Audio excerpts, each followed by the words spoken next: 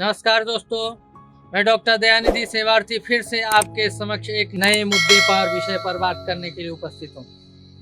दोस्तों, आपने अभी तक इस चैनल को सब्सक्राइब नहीं किया है तो ज़रूर करें।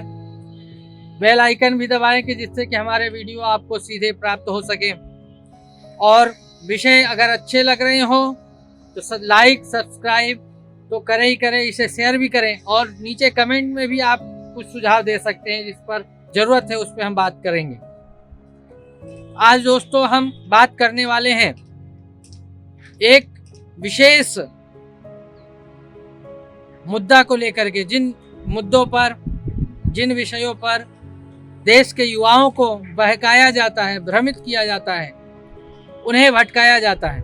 और वो मुद्दा है, वो विषय है जाति, मत, मजहब, पंथ, संप्रदाय, ये सारे विचार।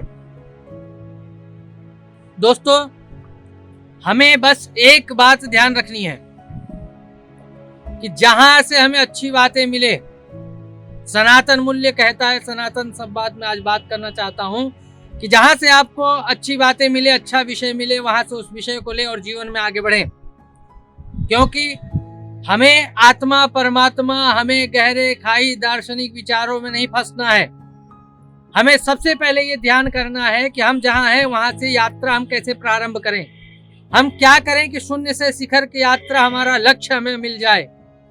यदि हम अभी इस समय इस जंजाल में फंस गए कि क्या सही है क्या गलत है, कौन सा मत, कौन सा मजहब, कौन सा पंथ, कौन सा विचार सही है, तो हम यहीं रुक जाएंगे। हमारी यात्रा यहीं रुक जाएगी, हमारी सफलता यहीं समाप्त हो जाएगी, हम यात्रा में आगे बढ़ ही नहीं पाएंगे।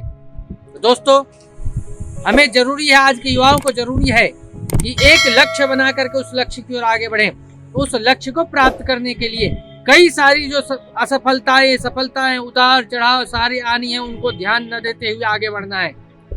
अपने शरीर और मन दोनों को मिला करके चलना है। ध्यान रखिएगा, मन बुद्धि, शरीर मन बुद्धि, ये तीन है और इन तीनों को आपने मिला लिया तो आप दुनिया के सबसे सफल व्यक्ति बन सकते हैं। आप शरीर से काम करते हैं, केवल शरीर से। ध्यान रखिएगा, कहा जाए कि आपको गड्ढा खोदना है तो आप केवल शरीर का उपयोग करेंगे, हाथों से मिट्टी को खोदेंगे। हो सकता है दिन भर में थोड़ा सा गड्ढा आप खोद लें।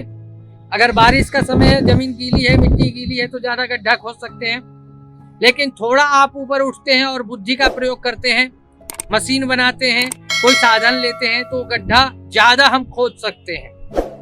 थोड़ा और ऊपर उठते हैं, जब उसके साथ हमारी भावनाएं, हमारा मन जुड़ जाता है।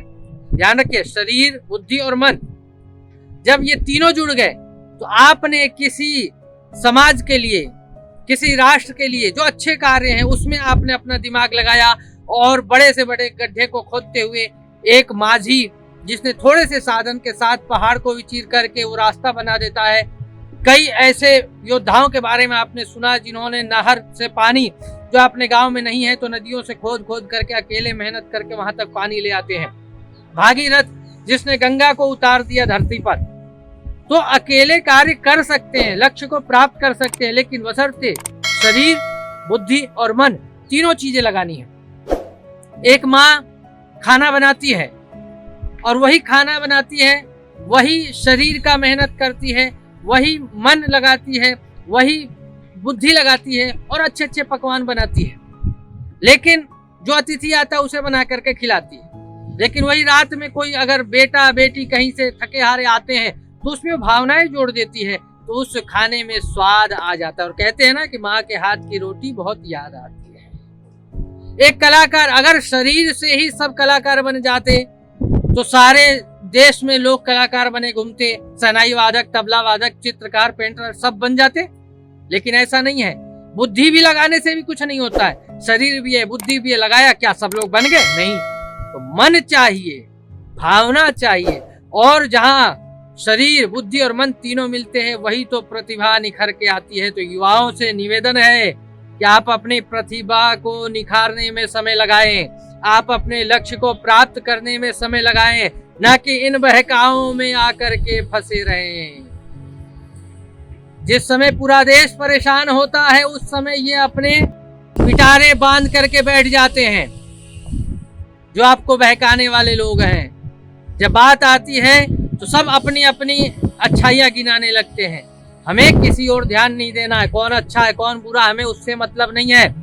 हमें बस मतलब है तो हमारे लक्ष्य से, और अपने लक्ष्य को प्राप्त करने के लिए हमें आगे बढ़ना है। तो दोस्तों, आप सभी मेरी इस बात को विनम्र निवेदन से स्वीकार करें कि शरीर, बुद्धि और मन तीनों लगा करके अपने लक्ष्य की ओर बढ़े और दुनिया के सबसे बड़ी सफलता को हासिल करें।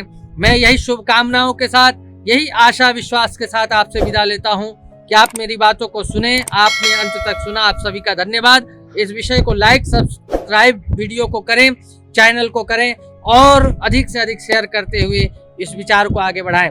तो दोस्तों, भटकिए नहीं, गुमराह मत होइए, अपने लक्ष्य की ओर एकाग्र होइए, अपने लक्ष्य पर ध्यान बना करके आगे बढ़ें। इन्हीं भावनाओं के साथ नमस्कार।